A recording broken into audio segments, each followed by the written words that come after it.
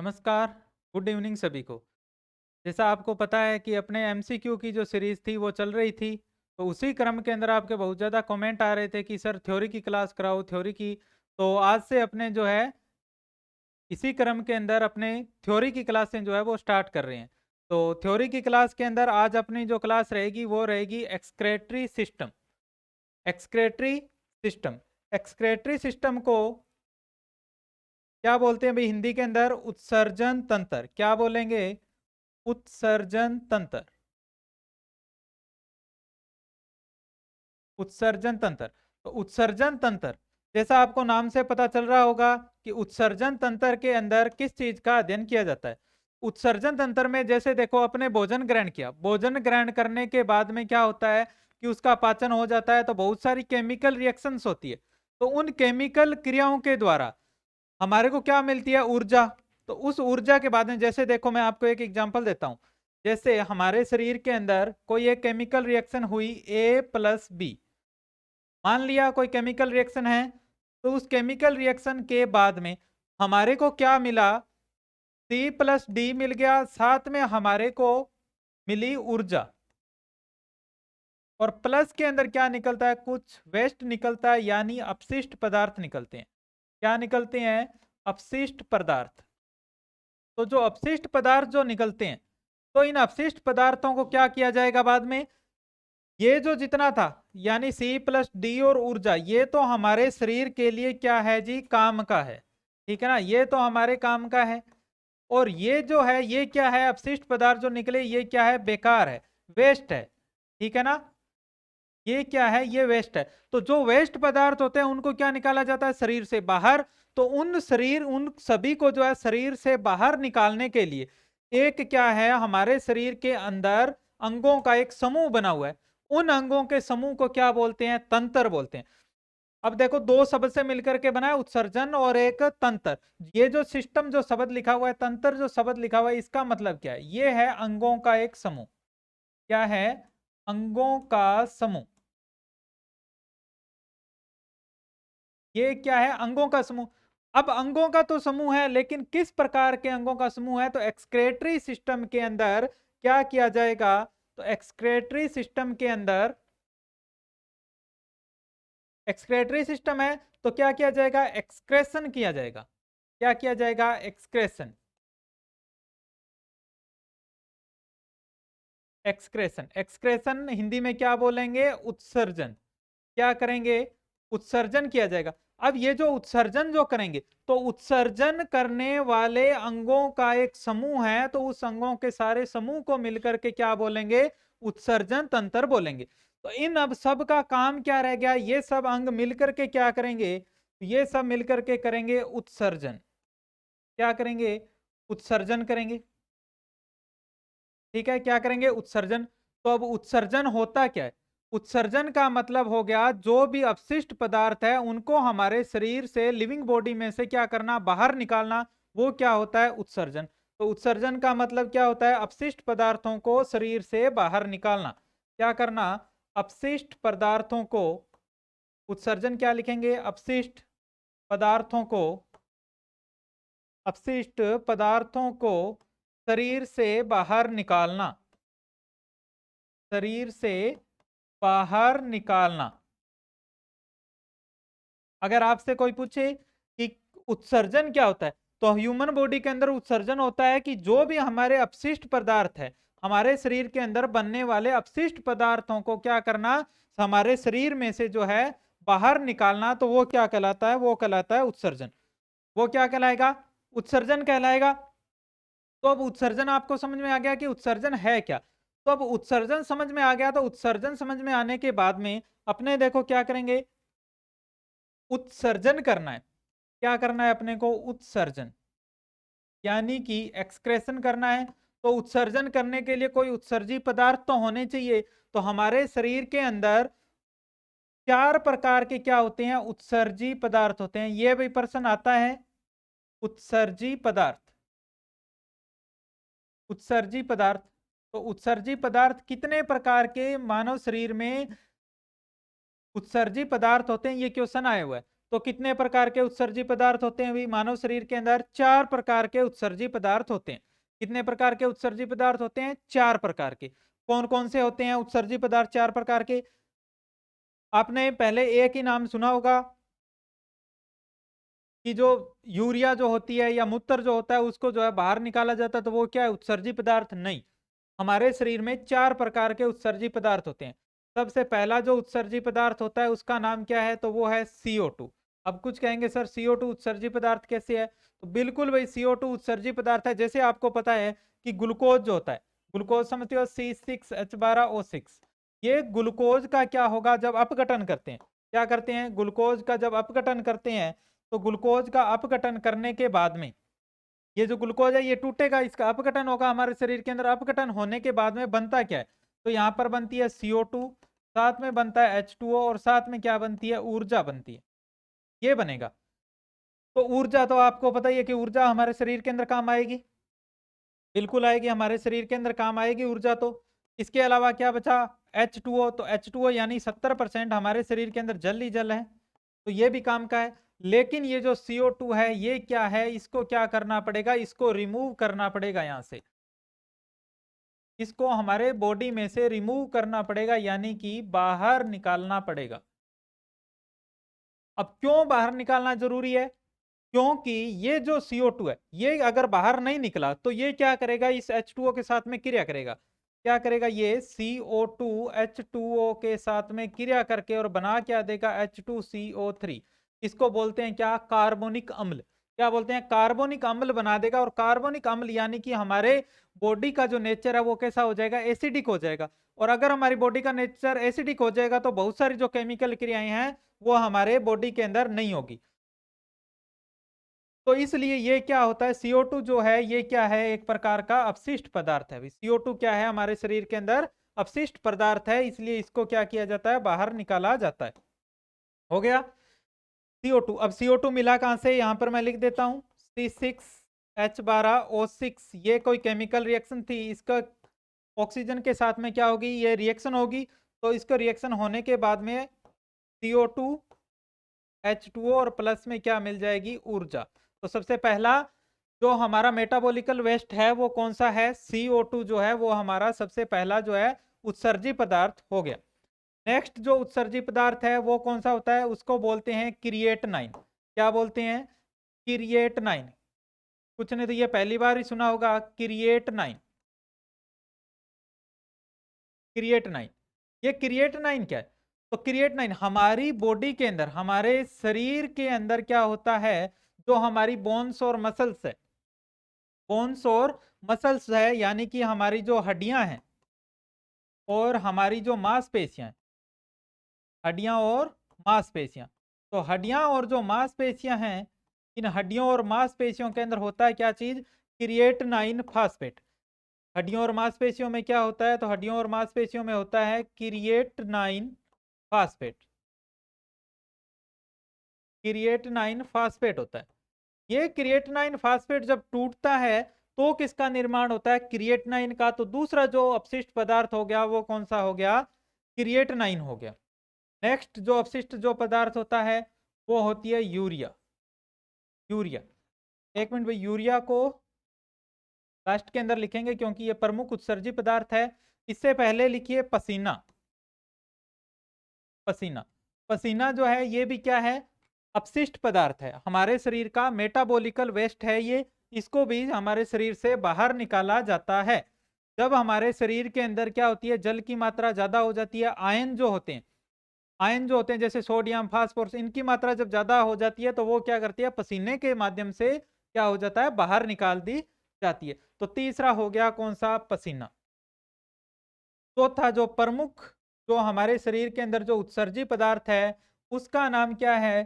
तो वो है सबसे इंपॉर्टेंट नाइट्रोजन युक्त अपशिष्ट पदार्थ। उसको क्या बोलते हैं? नाइट्रोजन युक्त अपशिष्ट पदार्थ। नाइट्रोजन युक्त अपशिष्ट पदार्थ,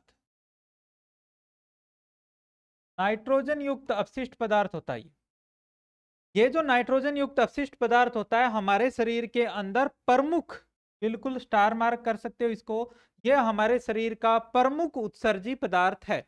कौन सा? यूरिया, नाइट्रोजन युक्त अपशिष्ट पदार्थ है उसको क्या बोलेंगे, उसको बोलेंगे यूरिया। क्या बोला, यूरिया। यूरिया का फॉर्मूला पता है क्या, देखिए NH2CO NH2। तो इसके अंदर देखो N जहां पर भी आ रहा है इसका मतलब इसके अंदर क्या है, नाइट्रोजन। और नाइट्रोजन को हमारे शरीर के अंदर बिल्कुल भी जरूरत नहीं है, इसलिए इसको क्या किया जाता है, शरीर से बाहर। अब लिखा क्या है अपने यहाँ पे, यूरिया। अब यूरिया से दो क्वेश्चन बनते हैं अभी, जहां पर ये जो यूरिया लिखा हुआ है इस यूरिया से क्या बनते हैं, दो क्वेश्चन बनते हैं यूरिया से। अब यूरिया से जो दो जो क्वेश्चन बनते हैं वो कौन कौन से होते हैं, ये जो यूरिया है इसको बनाया किसने, और दूसरा इस यूरिया को बाहर किसने निकाला। दोनों क्वेश्चन इंपॉर्टेंट, दोनों एग्जाम के अंदर आए हुए हैं। तो एक तो यूरिया बनती कहां पर है, यानी कि यूरिया बनती कहां पर है, और दूसरा यूरिया का उत्सर्जन कौन करेगा, उत्सर्जन मतलब उसको शरीर से बाहर कौन निकालेगा। तो इन दोनों ही कामों के लिए कोई दो अंग होंगे, जो एक तो उसको बनाएगा और दूसरा उसको क्या निकालेगा, बाहर निकालेगा हमारे शरीर में से। तो जो बनाता है इसको उसका नाम होता है लीवर।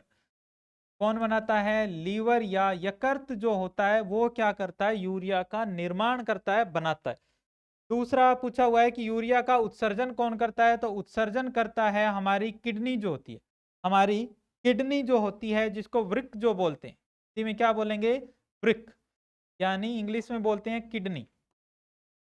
कौन, किडनी या वृक्क जो होती है वो इसको क्या निकालती है, हमारे शरीर में से बाहर निकालती है, किसको, यूरिया को। तो कितने प्रकार के जो है मेटाबॉलिकल वेस्ट होते हैं हमारे शरीर के अंदर, तो चार प्रकार के उत्सर्जी पदार्थ होते हैं। कौन कौन से होते हैं, CO2, क्रिएटिनाइन, पसीना, और एक नाइट्रोजन युक्त प्रमुख जो उत्सर्जी पदार्थ है वो कौन सा, यूरिया।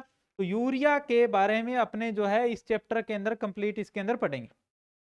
अब अगर बात की जाती है कि ये चार जो है ये क्या है, नाइट्रोजन युक्त अपशिष्ट पदार्थ है। तो उत्सर्जी पदार्थ तो अपने देख लिए, इसके बाद में अपने इसके अंदर देखेंगे उत्सर्जी अंग कौन कौन से हैं हमारे शरीर में, उत्सर्जी अंग कौन कौन से हैं। तो नेक्स्ट अपने यहां पर लिखेंगे उत्सर्जी अंग।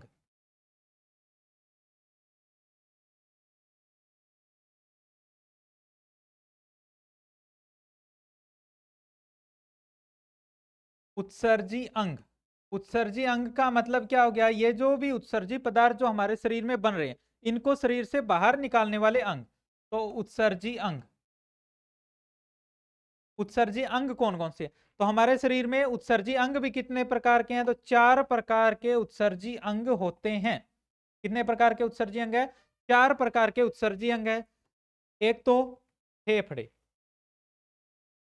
फेफड़े भी क्या है भाई, उत्सर्जी अंग है। कुछ कहेंगे नहीं सर इनको तो श्वसन तंत्र के अंदर पढ़ा जाता है, उत्सर्जी अंग कैसे हो गए, बिल्कुल भाई उत्सर्जी अंग है। क्यों है, क्योंकि अभी देखो सबसे पहले मैंने क्या लिखाया था आपको, CO2 लिखाया था। CO2 एक क्या है, उत्सर्जी पदार्थ है। तो उत्सर्जी पदार्थ को बाहर निकालने वाला जो अंग होता है उसको क्या बोलते हैं, उत्सर्जी अंग।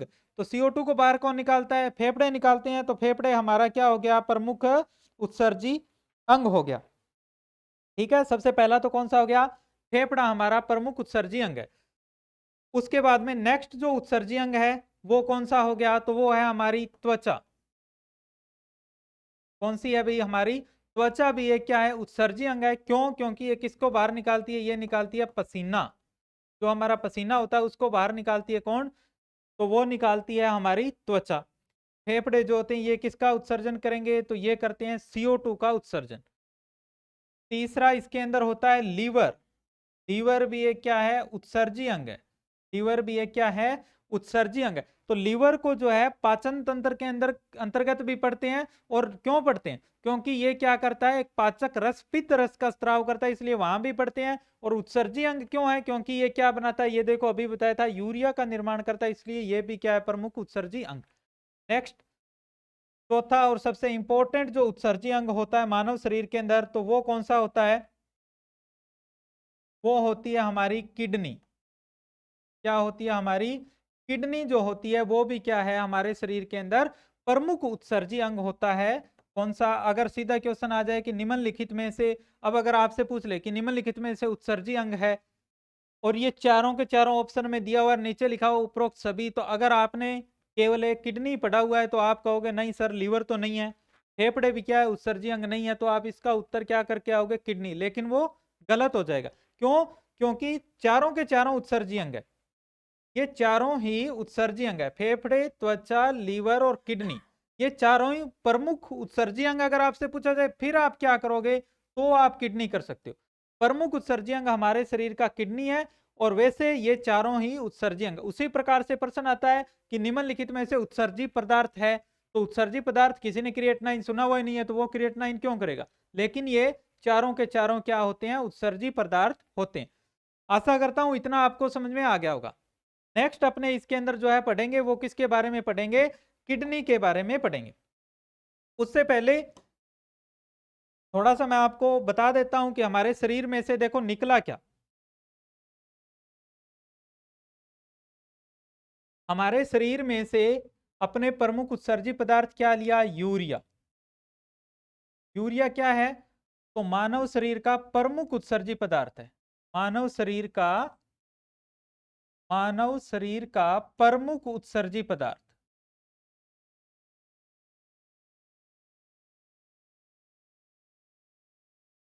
साथ साथ में इसको नोट करते रहें। और वैसे आपको मैं बता दूं कि इसकी ये जो पैनल की ये जो मैं बना रहा हूं यहाँ पर, ये आपको एज इट इज ऐसा का ऐसा जो है आपको पीडीएफ के अंदर आपको मिल जाएगा। टेलीग्राम चैनल है प्रताप क्लासेज के नाम से, तो वहां पर आपको इसकी एज इट इज जो पीडीएफ है वो आपको इसकी मिल जाएगी। तो क्या हुआ, हमारे शरीर के अंदर प्रमुख उत्सर्जी पदार्थ है यूरिया, और इस आधार पर यानी उत्सर्जी पदार्थ के आधार पर क्वेश्चन आता है, उत्सर्जी पदार्थ के आधार पर,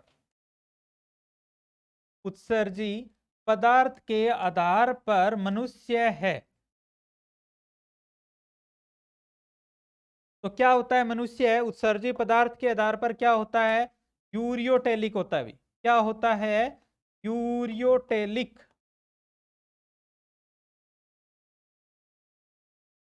क्या होता है, यूरियोटेलिक। अब मैं आपको बताता हूं कैसे होता है यूरियोटेलिक। तो जो उत्सर्जी पदार्थ हैं वो निकलते हैं अभी तीन उत्सर्जी पदार्थ निकलते हैं मानव शरीर में से, अलग अलग प्रकार के, यानी तीन उत्सर्जी पदार्थ इसके अंदर से निकलते हैं। कौन कौन से तीन निकलते हैं, जिसके अंदर क्या निकला, यूरिया निकला, उसको बोलेंगे यूरियोटेलिक। क्या बोलेंगे, यूरियोटेलिक।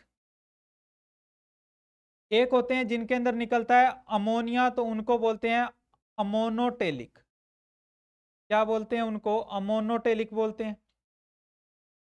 एक जो होते हैं जिनके अंदर से क्या निकलता है, यूरिक एसिड निकलता है, उनको बोलते हैं यूरिकोटेलिक।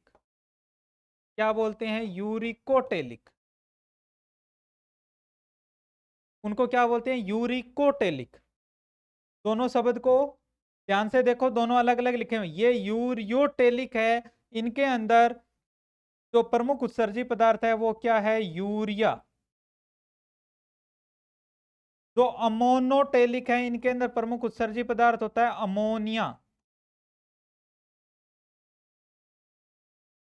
नेक्स्ट लिखा हुआ है यूरिकोटेलिक, इनके अंदर क्या होता है, प्रमुख उत्सर्जी पदार्थ होता है यूरिक अम्ल। इनके अंदर क्या होता है, प्रमुख उत्सर्जी पदार्थ यूरिक अम्ल होता है।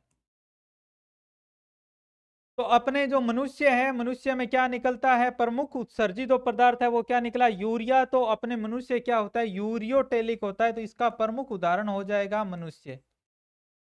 अमोनियोटेलिक जो होते हैं, तो अमोनिया को बाहर निकालने के लिए मैं आपको बता दूं कि पानी की आवश्यकता बहुत ज्यादा होती है, जल की आवश्यकता बहुत ज्यादा होती है, इसलिए इसका प्रमुख उदाहरण होता है जलीय। जो भी जीव होते हैं वो इसके अंतर्गत आते हैं, जलीय जो जीव होते हैं उनको इसके अंदर रखा जाता है।